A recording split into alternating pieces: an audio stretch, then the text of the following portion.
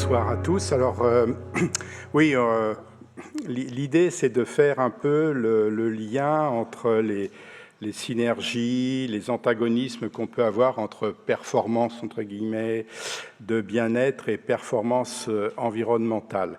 Alors, environnement, c'est pas que le carbone, hein, et même si on parle de GES, on dit bilan carbone, mais on oublie qu'il y a le protoxyde d'azote qu'on transforme en carbone, mais c'est de l'azote.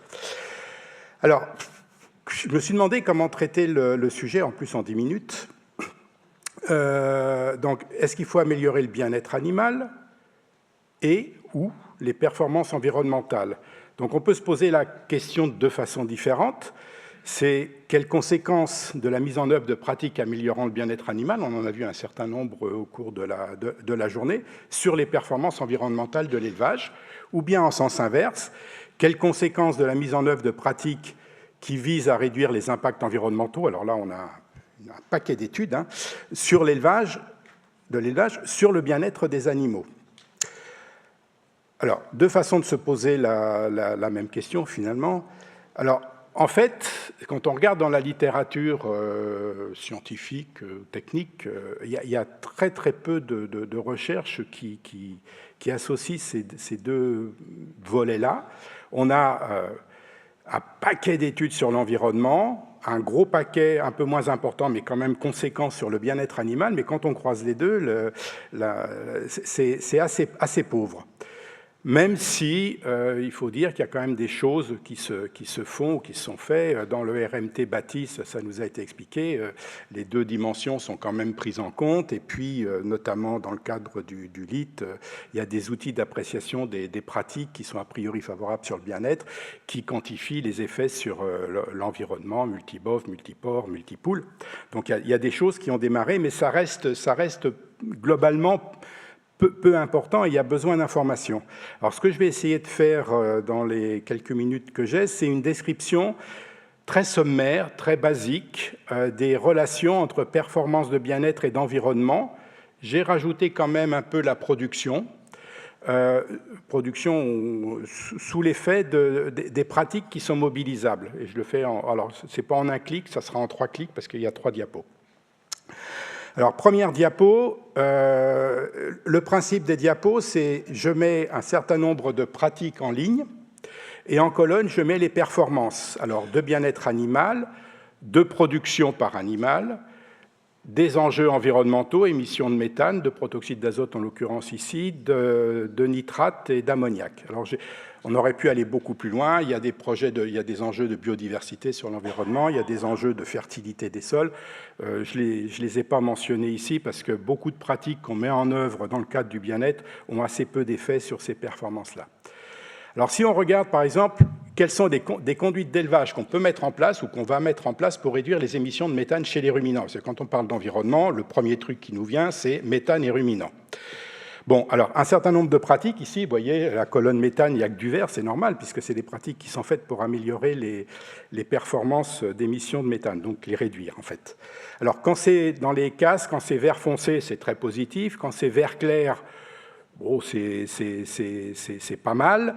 Quand c'est orange, c'est pas mal, mais c'est plutôt un peu moins. Et puis, quand c'est franchement rouge, c'est franchement un antagonisme très fort entre performances. Alors, pour le méthane, si on sélectionne des animaux qui sont moins émetteurs, donc gros travail des généticiens, eh ben là, on va avoir des animaux qui émettent moins, ça n'aura pas d'effet sur le bien-être et ça n'aura globalement pas d'effet sur les autres performances. C'est à peu près la même chose quand on, quand on utilise des additifs. Les additifs alimentaires, s'ils sont acceptés par les éleveurs et par la société, ça fera baisser le méthane des ruminants, mais ça n'aura pas de répercussions majeures sur les autres performances. Par contre, l'autre façon de voir pour réduire le méthane, c'est de changer un peu la façon d'envisager la production de ruminants. Alors, soit par des conduites d'élevage. Si on avance l'âge au premier vélage, qui est un bon levier quand même pour réduire les émissions, ça aura des effets plutôt positifs sur d'autres émissions, puisqu'on aura un peu moins d'animaux, entre guillemets, non productifs, si les génisses veulent plus tôt, donc sur les émissions de nitrate, sur les émissions d'ammoniac. Ça sera plutôt négatif sur le bien-être, parce qu'après, on aura des vaches en première lactation qui auront encore des besoins de croissance, donc un peu plus fragiles à certains moments. Autre critère, et c'était l'objet d'une question que j'avais posée ce matin sur l'allongement des carrières des vaches laitières. Là, c'est un effet positif sur à peu près tous les critères. On casse beaucoup de cases sont en vert, sauf peut-être l'ammoniac, ça va dépendre un peu des systèmes alimentaires qu'il peut y avoir derrière.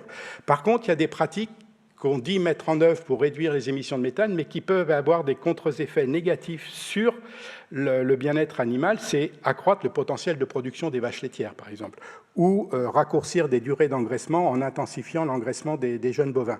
Ça sera plutôt négatif sur le bien-être, et ça ne sera pas forcément positif sur les émissions de gaz à effet de serre. Je rappelle qu'une vache très forte productrice, elle émettra moins de méthane par litre de lait, mais beaucoup plus de protoxyde d'azote, parce qu'il faudra lui donner du concentré qui aura été produit en émettant du protoxyde. Donc c'est plus ambivalent là.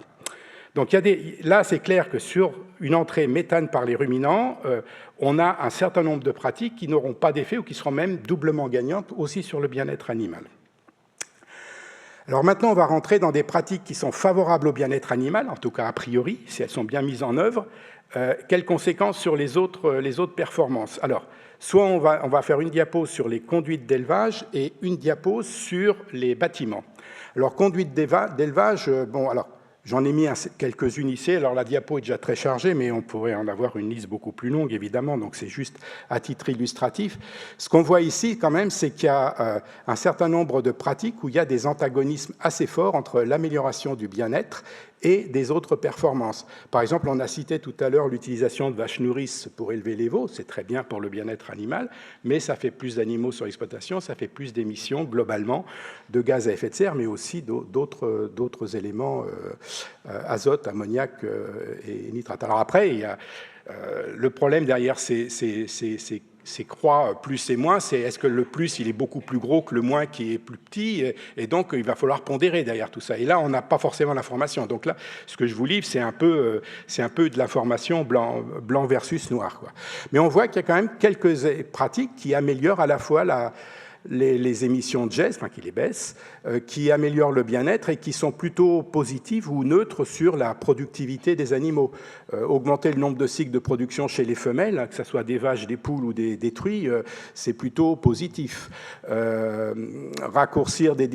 Utiliser des dispositifs automatisés de surveillance et d'alerte, alors il y a eu beaucoup d'exposés l'an dernier, un peu moins cette année, c'est globalement positif pour le bien-être et c'est plutôt, soit ça n'a pas d'effet, soit c'est plutôt positif sur d'autres performances parce qu'on détecte plus vite les dysfonctionnements, donc on peut corriger. Par contre, il y a des pratiques comme aussi élever des volailles sous label, c'est une pratique qui est très intéressante pour plein de raisons, mais qui a des contre-effets négatifs sur la productivité des volailles, sur les émissions de gaz, sur les émissions d'ammoniac ou de nitrate. D'autres pratiques qui sont très positives aussi, on a eu les exemples ce matin, c'est l'utilisation de mâles entiers en élevage porcin, où globalement on coche à peu près toutes les croix et c'est positif dans beaucoup de situations. Un autre exemple que j'ai mis ici, mais on peut aussi se dire en élevage porcin, on va supprimer la castration physique par l'immunocastration, si toutefois ça marche un jour. Bon, là, on voit que ça sera plutôt une pratique qui sera sûrement positive sur le bien-être, hein, bien sûr, puisque c'est fait pour ça. Par contre, a priori, ça n'aura pas forcément beaucoup d'effets sur d'autres performances. Donc voilà, en vache laitière, supprimer les bourgeonnages, donc la coupe des cornes, c'est pareil, c'est une pratique qui sera favorable au bien-être, qui n'aura pas beaucoup de conséquences négatives. Donc il y a des antagonismes dans toutes ces pratiques entre bien-être et les autres performances, mais certaines sont quand même doublement gagnantes. Le troisième diapo, c'est finalement l'aménagement des bâtiments qui serait a priori favorable au bien-être animal. Donc c'est le même principe que la précédente. Tout est vert sur le bien-être, puisque j'ai choisi une liste de pratiques qui, dans l'esprit, étaient plutôt favorables au bien-être. Et on voit que là, les effets négatifs sur les autres performances, il y en a aussi un certain nombre. Alors, c'est un peu plus difficile à quantifier à certains moments, notamment dans les filières volailles. Bon, j'ai un peu discuté avec Isabelle Bouvarel de ces cases là dans les diapos, Ou par exemple, quand on utilise des volailles à moindre potentiel de croissance, on peut se dire c'est des animaux qui vont pousser plus lentement, qui vont émettre plus de gaz à effet de serre, mais en fait, c'est des animaux qui sont aussi moins exigeants, qui vont avoir besoin de moins de soja importé, et qui donc sur les gestes, ça sera peut-être pas aussi négatif qu'on peut l'anticiper, quoi. Donc voilà, donc c'est pour ça qu'il y a beaucoup de pratiques qui sont ici en orange, donc ça doit être égal. Si c'est négatif, ça le sera qu'un petit peu, mais en tout cas, à mon avis, on n'a pas vraiment tous les éléments. Il y a besoin de quelques quantifications plus précises. Alors, dans les bâtiments, finalement, utiliser de la lumière naturelle en bâtiment, donc des fenêtres, c'est bien pour le bien-être et ça ne changera pas grand-chose sur le reste, si on ne change pas d'autres pratiques en même temps. Utiliser des bâtiments sur litière paille, alors que ce soit pour le porc ou en élevage laitier, c'est bien pour le bien-être, mais ça sera quand même négatif sur les émissions de gaz à effet de serre, notamment de protoxyde d'azote. Par contre, sur le nitrate, on aura des fumiers, il y a moins de risques. Et puis l'ammoniac, ça va vraiment en fonction de comment on fait le paillage et comment on gère les effluents à la sortie. L'utilisation de logettes avec des matelas en vache laitière, c'est plutôt bénéfique à la fois sur le bien-être, voire sur les performances des animaux, parce que les animaux sont plus à l'aise dans leur logette et donc peuvent produire un tout petit peu plus. Donc le plus, il n'est pas très fort, mais enfin, s'il y a quelque chose, ça sera plutôt en plus qu'en moins. Alors, l'accroissement des surfaces disponibles dans les bâtiments, là, évidemment, c'est très positif pour le bien-être. C'est plutôt pas trop d'effet sur la production. Peut-être parfois un tout petit peu moins si on imagine qu'il y a des besoins de déplacement des animaux, besoins énergétiques un peu accrus, mais enfin, voilà, de public qui peuvent dire ça, mais ça sera quand même très, très, très modeste comme effet. Par contre, ça aura des effets négatifs sur les émissions d'ammoniac. Utiliser un environnement d'élevage plus stimulant, hein, on a vu là, ce matin les poules, les perchoirs, tout ça. Là, on est très positif sur le bien-être. À mon avis, il n'y a pas trop d'effet sur les autres performances.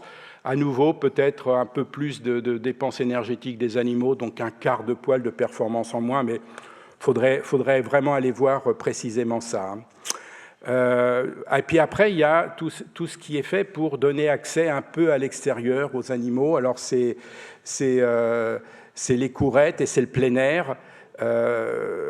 Plus là, on aurait tendance à dire que plus on va vers... Enfin, si le plein air est encore mieux que les courettes, et en plus un plein air avec des arborés, enfin, on a vu des exemples ce matin, c'est encore mieux, mais par contre, au niveau gestes et émissions de nitrate, c'est peut-être moins bien, et c'est bien une des premières des émissions, enfin, première des effets en volaille, c'est les fuites de nitrate sous parcours de volaille, quoi. Bon, à nouveau, vu les surfaces concernées, qu'est-ce que ça représente? Enfin bon, il faut vraiment réfléchir à tout ça avant de prendre des décisions fermes et définitives. Évacuer les déjections rapidement des bâtiments, qui est une pratique aussi intéressante, qui est globalement positive sur beaucoup de points, donc le bien-être va bien avec d'autres performances. Et puis, l'ambiance dans les bâtiments, c'est pareil, si on améliore l'ambiance, ça ne peut être que bien sûr pour le bien-être des animaux, mais aussi pour la production. Alors que ce soit de l'ambiance dans des bâtiments un peu fermés, monogastriques, ou de la brumisation en élevage, plutôt laitier, on va dire. Tout ça, c'est favorable, notamment pour le bien-être et aussi pour l'ammoniac. Donc on voit qu'il y a des antagonismes et il y a peut-être sur le volet performance environnementale des choses qui ne sont pas forcément si bien quantifié que ça en ce moment et qu'il y a peut-être quelques petits besoins de recherche ou en tout cas d'analyse plus précise de la littérature que ce que j'ai pu faire pour exposer aujourd'hui ces résultats. Alors, en fait, si on pense à l'avenir, on peut dire que des pratiques qui sont favorables au bien-être animal ont quand même souvent des effets contraires sur la production et les impacts environnementaux. Toutefois, ce n'est pas toujours vrai, qu'il y a des pratiques qui sont doublement gagnantes et que celles-là, il faut vraiment les mettre en avant parce qu'on gagne à tous les coups. Hein. Enfin, il y a quand même l'investissement en amont, bien sûr. Il y a peut-être quantifier plus précisément l'effet d'un certain nombre de pratiques et donc derrière, c'est le choix d'indicateurs qui soient pertinents Et quand je dis quantifier plus précisément les pratiques, ce n'est pas forcément du travail expérimental de recherche à faire, c'est peut-être se mettre autour d'une table d'un certain nombre d'experts qui ont des données en tête, mais qui ne les ont jamais échangées entre eux, notamment entre les gens qui ont fait beaucoup de bien-être, les gens qui ont fait beaucoup d'environnement. Le RMT Maël vient de faire, par exemple, une synthèse assez remarquable sur l'ensemble des émissions, toutes celles que j'ai dit, là, geste, ammoniac, nitrate, etc., phosphore, des élevages animaux de toutes les filières dans différents types de bâtiments. On peut peut-être reprendre un peu ces données-là pour préciser un peu quelques croix dans mes tableaux, et puis les mettre en parallèle avec des données de bien-être animal. Évaluer avec des indicateurs pertinents, donc adaptés à l'espèce quand même. Troisième point, c'est, j'ai donné chaque pratique que j'ai donnée, c'est en soi déjà une grosse pratique, parce qu'il y a différentes façons de faire. Les vaches nourrices, on peut avoir différentes façons de faire. Les bâtiments paillés, il peut y avoir différents types de bâtiments, différents modes de paillage, etc. Donc, il faut vraiment travailler le détail de la mise en œuvre des pratiques et de leur combinaison pour maximiser les synergies et réduire les antagonismes. Ça, c'est vraiment, c'est vraiment important, c'est de comment on combine les pratiques pour arriver à un objectif donné.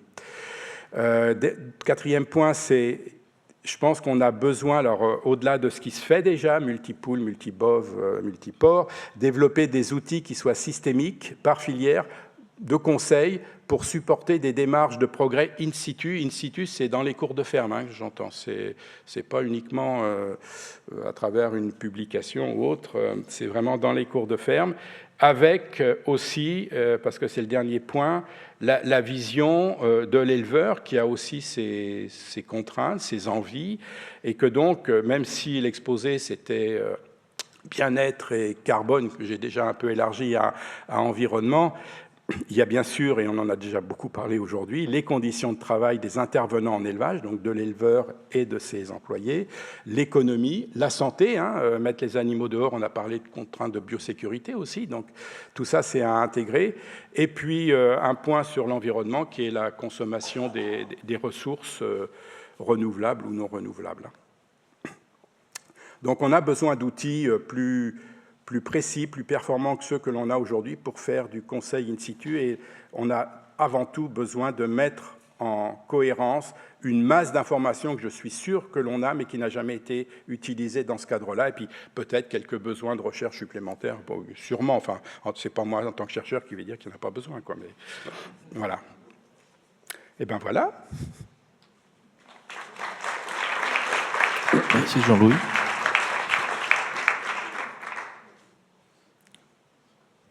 Petite question.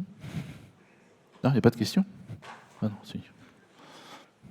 Enfin, en tout cas, merci parce que... Enfin, je ne sais pas si ça me rassure ou ça m'inquiète. Ça m'inquiète un peu.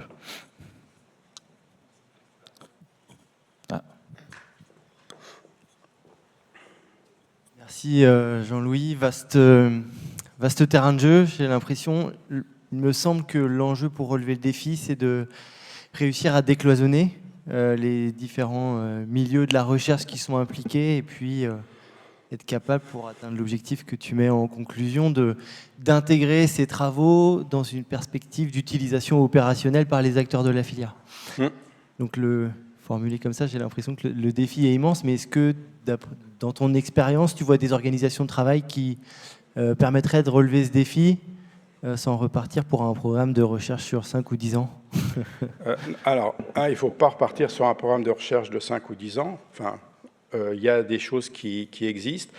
Alors, il y a des compétences dans les instituts, à l'INRA. Elles ont été bien valorisées à travers les RMT, par exemple. Mais je ne suis pas sûr que je suis sûr même du contraire, que le RMT Maël et le RMT One Welfare et le RMT Bâtiment aient travaillé ensemble à un moment donné. Donc, je pense que déjà là, il y a moyen de regrouper l'information, et puis il y a des informations dans les COP. Enfin, je pense qu'il y a beaucoup d'informations, et c'est vraiment une mise en commun et en cohérence des informations existantes. J'insiste beaucoup là-dessus, parce que je pense que c'est ça qui manque dans un premier temps. Après, on verra, et mettre en commun ces connaissances pour préciser ce que j'ai appelé les plus, les moins, les égales plus, les égales moins.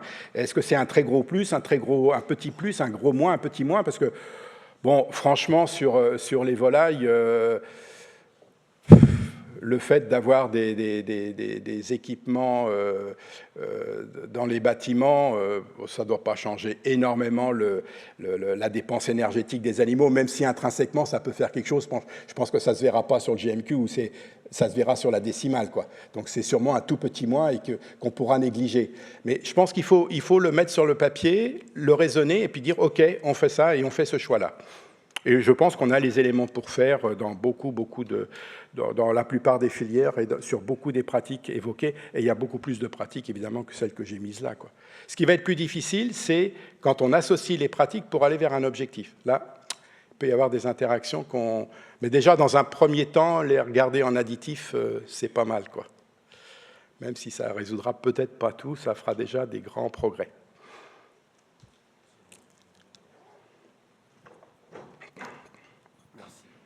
Ouais, j'ai une remarque, parce que c'est vrai que dans le slide, il y a quand même quelque chose qui m'a choqué, c'est quand on a comparé les volailles labels en disant qu'elles étaient mieux pour le bien-être animal et puis dégradées pour l'ensemble des filières. Moi, je me dis aussi, on n'a pas le même produit à la fin. Bah oui, bien sûr. Non, mais effectivement, si mettons, on doit tout comparer, effectivement, il faudra aussi qu'on rentre ça, parce que nous, on se rend compte aussi quand on a des filières de qualité, les rendements à la cuisson, c'est pas les mêmes, la densité alimentaire, c'est pas la même, et c'est vrai que si on doit comparer, il faut vraiment qu'on aille jusqu'au bout. Alors, il y a effectivement beaucoup d'autres critères. Enfin, ce que j'ai dit, c'est que dans beaucoup des pratiques que j'ai mentionnées, il y avait très peu d'effets sur d'autres critères d'environnement, type biodiversité, santé des sols, où les volailles labels apportent nécessairement quelque chose, quoi. Mais ça, je ne l'ai pas mis dans les tableaux. Après, il y a l'aspect densité nutritionnelle des produits animaux, qui est un autre volet. Oui, tu as raison, il y a des différences, ça c'est clair. Est-ce qu'on les met dans l'outil? Là, c'est typiquement une discussion qu'il faut qu'on ait. Oui, tout à fait. Oui, il y a des différences qu'on voit, et il y a des consommateurs qui sont très sensibles à ces éléments-là. Notamment, les nouvelles générations sont parfois plus sensibles à des critères de nutrition et de valeur nutritionnelle des produits que sur des aspects bien-être ou environnement. Oui, merci André Le Gall, merci Jean-Louis pour cet exposé. Je suis un peu surpris que sur le pâturage, là, tu aies mis que c'était bien pour le bien-être animal et moins bien pour les gaz à effet de serre, parce que... J'ai dû mettre égal moins, parce que c'était derrière, c'est une productivité plus faible des animaux, et c'est avec une comptabilité qui ne prend pas en compte le stockage de carbone sous prairie. Exactement. C'était ta remarque. Oui. C'est ça. Parce que nous, ce qu'on a fait ensemble, d'ailleurs, on montre que la vache au pâturage, en gros, l'émission de carbone par litre de lait, c'est la même que la vache à l'étable, parce que la vache à l'étable, il y a plus de béton, plus de fioul, plus de déjections qui émettent du N2O, du NH3, plus de concentré, etc. quoi. Donc, Oui, tu as raison. OK, bon. De toute façon, c'est une première mise, tu l'as bien dit, il y a bien des choses à préciser, nuancer, approfondir, etc. Donc, il y a un large champ de recherche.